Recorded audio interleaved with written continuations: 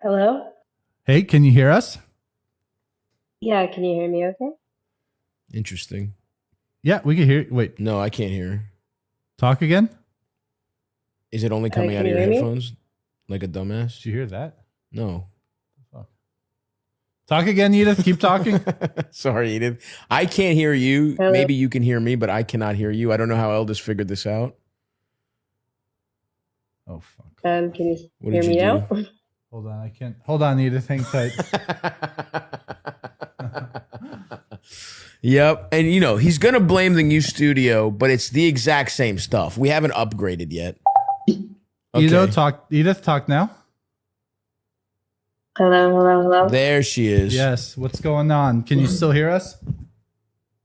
Yeah, I can hear you. Great. All right. What's ailing you? Sorry for the technical difficulties, my friend. Oh, no problem. Yeah, so I am 37. My husband is 40. We have two kids, a 5-year-old and a 3-year-old. Nice. And yeah, we were finally like at a pretty relatively peaceful point in our lives after like having two young children so close together. For sure. And now my husband won't stop badgering me for another baby. Ooh. And he knows like how hard it was postpartum for both of us, like mentally and physically. But I think he just has like amnesia slash baby fever at the moment. Sure. And like at first he was just like saying he wanted another baby jokingly and like kind of just like played along with it. But like the more serious he got, like I just kind of sat him down and said, like, it's never gonna happen. I have an IUD in. Yeah. But only way you're gonna get another baby is like if you get another wife or something. Damn, respect. And so like I know that like he took me seriously and like he believed what I was saying, but like he still like continues to like bring it up jokingly and like it's gotten to the point where he kind of like has gotten the kids along to kind of like that's so like ask them, fucked. oh you want don't like you want a big little sibling, right? And sister? it's like, that's so shitty. That sucks. so like I had like the serious conversation with him.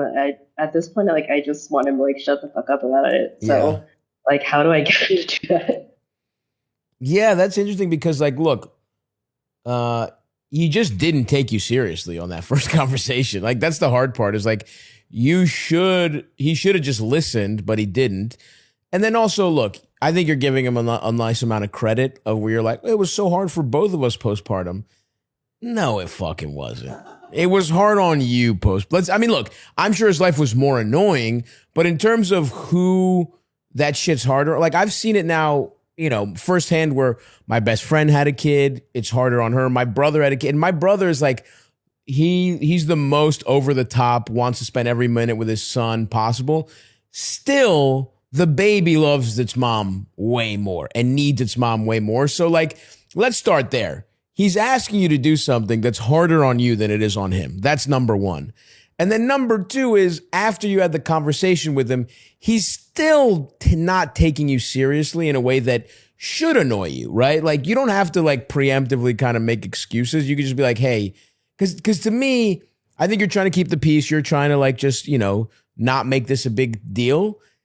He kind of is making it a big deal by not listening to you the first time, in my opinion, right? Like this kind of escalates of the like, hey, like, I mean, I do think another conversation is in order where you're just like, I really don't appreciate this. It doesn't feel like maybe you don't mean anything by it. And look, it's very possible that he doesn't mean anything by it, right? It's very possible that he's being kind of jokey, whatever.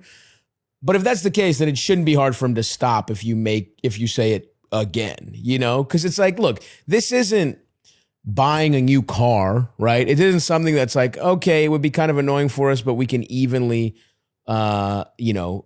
spread, whoever, or even he can save up the money for it, whatever. He wants something that you have to do. And it's kind of fucked up of him to kind of keep badgering you, in my opinion. So I don't know, like, because like if you, for example, were like, fine, let's have a kid, he would in a second, right? Yeah, and I know he agrees with that because like he knows like I'm not going to change my mind, and like no amount of like if we got had more money or if we lived somewhere else, like no amount of like anything will change my mind about it. Yeah. And I think that's what really bothers me about why he continues to bring it up, even like in a jokey way. Yeah. And I it kind of just like also continues a trend because like we've been together for almost like 18 years at this point. Damn.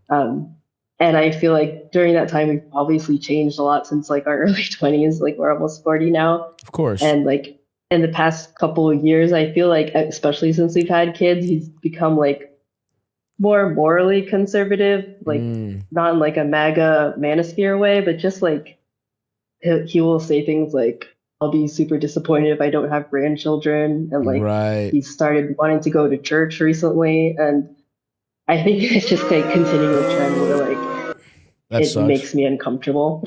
Yeah, and look, I mean, look, this is here is the elephant in the room with this conversation, which is you're an impasse. There's a serious, life decision thing. You've dealt with it in the way that in the past it has worked in your relationship. And this time it's just not taking, right? I assume you guys have been together for 20 years. I assume in the past you've had disagreements. You've sat him down, you've said whatever, and he's respected those boundaries. I'm going to guess, right? Does that sound about right? Or is this a problem he's had in general? No, yeah, we've worked it out in the past. Yeah. So, and so now you're like, you've seen him kind of changing a little bit, and the one thing he's really pushing the issue on is something that is about your autonomy of your body. Cause he's basically like, oh, come on. I want to use your body to make a fucking thing that I hug and have to care for, half as much as you or whatever the fuck. Right. Cause it just makes me feel better knowing I have more children or whatever the fuck. So the elephant, unfortunately, in the room is like, if he continues to, and I think what's sort of like sad about it or worrisome anyway, and you don't have to think negatively, but if he keeps doing this, he's just ignoring you. And this is the kind of thing that's a deal breaker in a relationship, even a really good one. And, I don't mean to be negative or anything, but I do think that is the problem here. And that's why this isn't just like a kind of disagreement. This isn't like, oh, I want to get a bigger house. This is like, hey, I want to be able to fucking dictate what you do. And the fact that it's pregnancy and not just like, even if you put down a firm boundary on something that didn't affect you personally, but was like a collaborative thing, he should respect that too, right? But this in particular is like, for you, the deal breakers are what? I'm assuming what it does to your body, and then also the extra stress of having a baby, basically. Like there's no scenario where you'd adopt a kid, for example, or you'd have a surrogate or something like that, is there? Definitely not. Yeah. So if it's like both your body and the care, there's like no world where you want to do this. I think you just unfortunately have to, this escalates into like, hey, I really don't feel respected as a human being because you're not being respected on a baseline level. And then when you tie that into a sort of traditional, seeing your husband going into a more traditional, more conservative way, whatever, again, you're saying not MAGA, not whatever, but in like a family values, the man is in control, we must go to church shit. Combined with that, if he takes this as like well, I'm ultimately the man of the house type thing, I get your frustrations and your worry there. But, I just think you have to have another conversation with him. And if he keeps doing it, then it just becomes like all right, we have to go to couples counseling now. You know what I mean? Like if he keeps disrespecting you, you just have to keep escalating it to seriousness, in my opinion, right? Because you don't want to have a fucking kid. You'd never have a kid again, right? Not a million years. But yeah, I agree. And like I know like he's rational and he listens to me. So it's kind of like baffling that this is like the one point that I just can't get through to him on. So and look, it's frustrating. It's totally frustrating. And to play a little devil's advocate here, maybe this isn't like some sinister thing where he wants to control you or anything. Maybe it's the fact that on some level, he really wants another kid. You might be right. He just has amnesia, right? He didn't think about how bad it was. All he's thinking about it is, and maybe he doesn't understand, even after that conversation, he doesn't understand how important it is to you as a person, not just as a preference, right? Because now, and again, maybe I'm projecting, you tell me if I'm wrong. I would assume that what feels even worse than this is not that he's trying to change your mind, but that it's not even what it's about. It's the fact that he thinks he can just steamroll you. I would assume that's an extra layer of like annoyance at this situation, right? Yeah, in a sense, because he knows for sure I'm not budging at all. It's just the fact that it's still coming up. Yeah. And part of me like says like he's just making a stupid joke. I'm taking it too seriously. Like it's never going to happen. But it's like just the one thing that, as a joke, it's not something. It's something that makes me feel so uncomfortable to the point that like I made like a spontaneous appointment with my gyno just to like triple check my IUD was like 100% in and I'm not accidentally pregnant. Yeah, you're like, was I sleeping? Did he fucking stick a fishing rod up my pussy and take out that IUD? He's got one of those jeweler's monoscopes Yeah, on he's got at the night. jeweler's loop looking for it. He's looking in your pussy with a Sherlock Holmes fucking magnifying glass. Where is the contraceptive, Watson? Okay. But yeah, like I was ready to get two of them at one point, but Yeah. it's like not something like I can even joke around with at this point. So, okay, then to me, that's all that matters here, right? No matter what it is, if something your partner is doing makes you so uncomfortable, right? Like we're not at a roast. He can't be like, hey, it's jokes.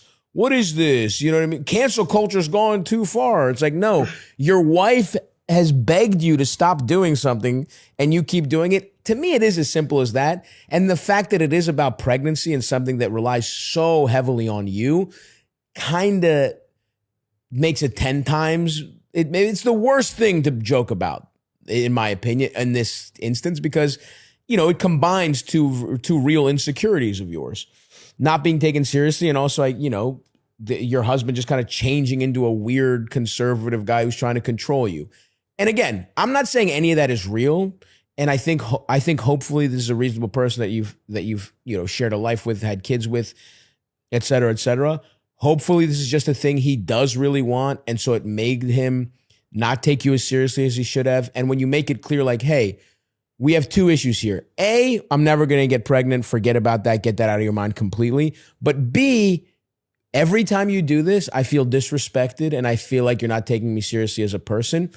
And if hopefully he responds to that. And if he doesn't, then it's like, all right, we have bigger problems to work out, in like literally couples counseling.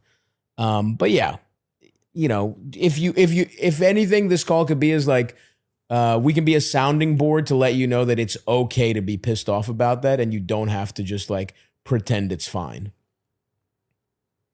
Oh yeah, thanks. That's good to hear. Yeah, I really just wanted a straight man's opinion because I don't really know any, so thank you. Totally. And look, I mean, I really have seen it with my, like I said, my sister-in-law and my best friend. It's like, even when the dads want to be as involved as possible, like babies use mom as a fucking, basically a mother is like an external battery and a baby is a dying cell phone. Yeah. They got to be strapped to their mom and suck them of energy basically to stay alive for the first like 4 years of their life. So yeah. This call makes me think of something my dad told me once, which was, I guess you could say his form of passing on wisdom to me. I love this quote. Go ahead. We were just like talking and he was like, do you want to have kids? This is like a few years ago. I was like, I don't know. I guess maybe not really. I was just like expressing concerns about having a kid, big commitment, blah, blah, blah. He was like, well, first he said, yeah, it's kind of bullshit, but you just got to do it. I was like, sage okay. words. But then he was like, an even smarter thing. Then he was like, you just have to do it in life. Like, plus, and then his big wisdom was, well, the world raises kids. He said to me in Albanian, which is just like, when you have a kid, no matter what kind of parent you are, the process of time will raise them Yeah. one way or another. Right. Time will go on, life will happen, and the kids will be raised. That probably is a thought that a lot of men have. A lot of like, immigrants who don't realize what they mean is my wife raises my kids. right. You know, like that's just, and listen, I loved your dad, great guy, rest in peace. Wouldn't say he's father of the year. Yeah, sure. He wasn't bad. He really wasn't. But he Sure. was just like, that's the attitude he took. And so it's like, yes, that's what a lot of dudes think. It's like, well, yeah, it just happens. It's like, no, a woman has to fucking do it usually. Yeah. So anyway, you called the right straight guys who have absentee immigrant fathers and whose friends are going through it right now, and who's like, whose like female friends are going through having kids. So yeah, we're with you, sister. Good luck out there. And fingers crossed he's just kind of being a little bit of a dickhead, but once you show how serious it is to you, he'll switch up. Yeah. Yeah, thank you so much. You got it. Good luck. See you, Edith. Bye. Bye. That shit is real though. Like in a way that like I always knew, but seeing it with fucking our friends, it's like, Jesus Christ, these babies will not leave their fucking mom alone. I know. It's like, dude, get off her dick. I saw some awesome stat on Twitter too that was like it was like they asked men the top 10 things they value in life or something, and one of the top ones was like having kids, having offspring, and like very low on the list was like the importance of having mental health. Having grip on like your mental health or Right. whatever. And Yeah, I that mean, is so listen, funny. It's especially if a guy is having a more conservative bent. These idiots who start thinking about their legacy, it's like, well, I must have an heir. It's like, to what? I know. An heir to what, you motherfuckers? It's like, that's not how shit goes. Do you know your great grandfather? Do you even think about your great grandfather? I don't even know the guy's fucking name. I assume it's Emmanuel, just because Greek people go last, whatever the fuck. But it's Yeah. like, I don't fucking know my great great grandfather, and your great great grandkid won't fucking know you. Shut the fuck up about legacy, you dumb motherfuckers. Yeah.